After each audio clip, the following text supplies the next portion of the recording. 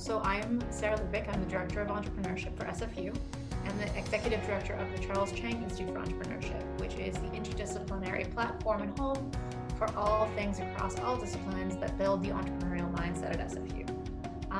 Before that, I was a startup entrepreneur, so understand the importance of interdisciplinary teams. And I also research commercialization and university entrepreneurship and the entrepreneurial mindset. So I'm coming at this from a lot of different places. There is so much inspiration all around SFU and further afield, so this is a hard question to narrow down. But the first person that comes to mind is actually Ruth Bader Ginsburg. So I've been reading a lot about her, and her fight for equal rights for women was something that was a multi-decade fight, and she realized she was going to have a slow game, and she was going to have to put all these small battles were going to add up. And so I found that incredibly inspiring. But closer to home, we have such an amazing network of people who are trying to make positive change in the world. And one of the most beautiful things about working in an interdisciplinary place and taking entrepreneurship and entrepreneurial mindset as an interdisciplinary approach is that you get to work with people from engineering, and engineering brings this, well, let's break it down into its component pieces and build it back up. And I've worked with Dr. Kevin Oldknow, who now runs the Sustainable Energy Engineering program, and we have developed entrepreneurship programs together, and he has also taught me an engineering perspective of how to get better at running. And so, there's these things that you learn that you didn't think you would, but by wading into the situation, you end up with a whole bunch of things that inspire you didn't even know to take inspiration from. Or Dr. Theodore Kasko from gerontology is someone who talks about resilience and how do you build up resilience in the elderly, and what can you take from that to build up your we talked to students about how do you build up your resistance, your resilience when we're all dealing with the pandemic. And so we have all of these people who they inspire you in one light, and then you realize you can continue taking inspiration in another. So and then you've got Dr. Alicia Main, who is doing commercialization and trying to help students who are doing research in science and stuff that sounds like it should be science fiction, and then moving it into impact in the world, and impact not only in SFU but across the country and nationally for scientists and science students. And so there are all these incredible people who you look around and you think to yourself, I'm in this place with these incredible people. I will continue to look for them for inspiration. Really, the only things that I regret, one of them I'm growing out of, which is that I wished I had taken an interdisciplinary degree in undergrad, because I did not know that was a thing. And so I moved out of science and into business when I was an undergrad, and no one ever told me there's a joint major. And in my last year, I met these incredible people who were studying science and business. And someone says, what do you mean you didn't know this was a thing? And I thought, damn it, because I had loved science and I thought it was a binary choice. And so, but what that taught me was to ask, right? To say, I love this and I love this. Do I have to choose between them? But I was really lucky that I ended up meeting someone who would give me a job as an RA, who was looking at science commercialization, which is the blend of science and business. And I did not know that was a job. So being able to step back into that world from another place kind of decreases that regret side of things. And the other one was just not to focus so much on one thing that you miss out on other opportunities. And when I think of that is, I was living in England when we had the Olympics in Vancouver. And I thought, oh, I can't come home because I have to finish my PhD.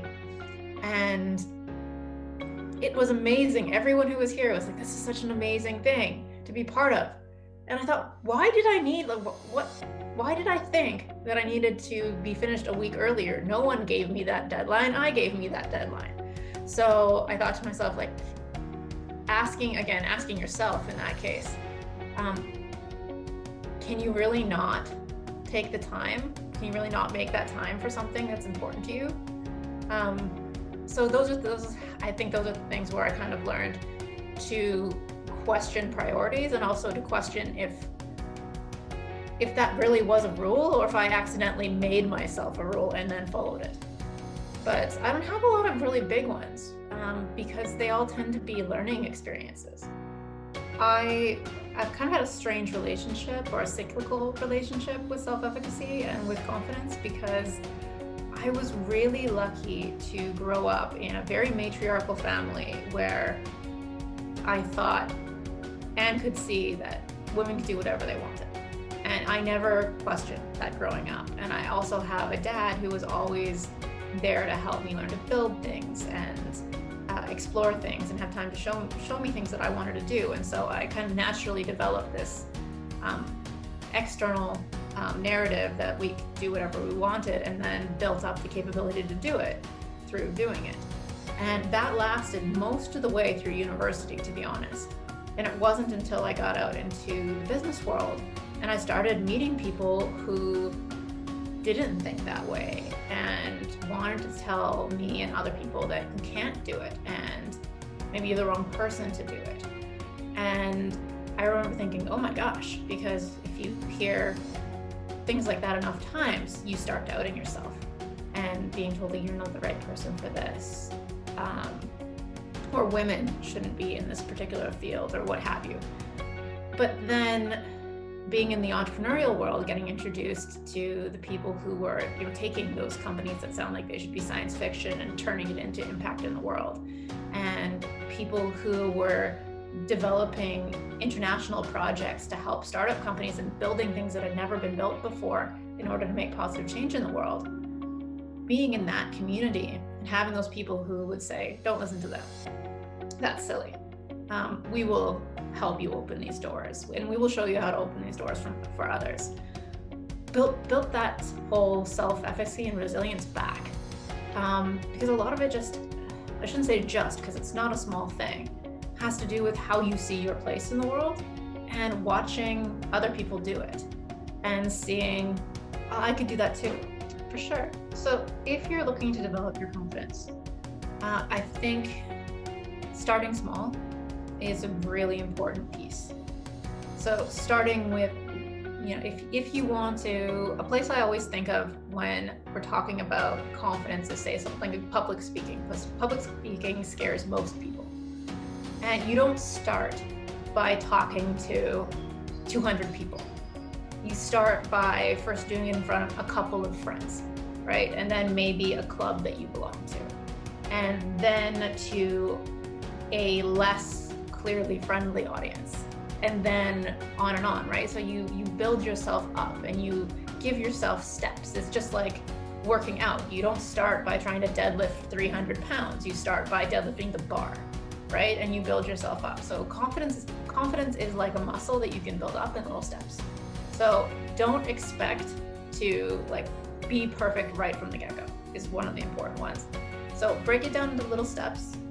Another one is identify what you want to be confident about, right? So if you are someone who really cares about environmental sustainability, then start learning something about that. So when you have a chance to talk about it or do something about it, you have a basis to pull from. So if you have that basis to pull from, and then you have that experience of doing something or saying something, those are the most important ones. And then the last one, and I realize that this sounds like the answer to the last question, is to give yourself a break and think, am I treating myself with the respect that I would treat anybody else? Which is also a song lyric. Because it's all about thinking, so often we're so hard on ourselves, we're our own worst critic. If you turn around and you said, if someone said the exact same thing I'm saying inside my head about myself to my friend, would I be upset on their behalf? Would I be insulted? Would I tell them, stop talking about my friend like that? Then why are you saying that to yourself? If to your friend you would say, well done on you for trying.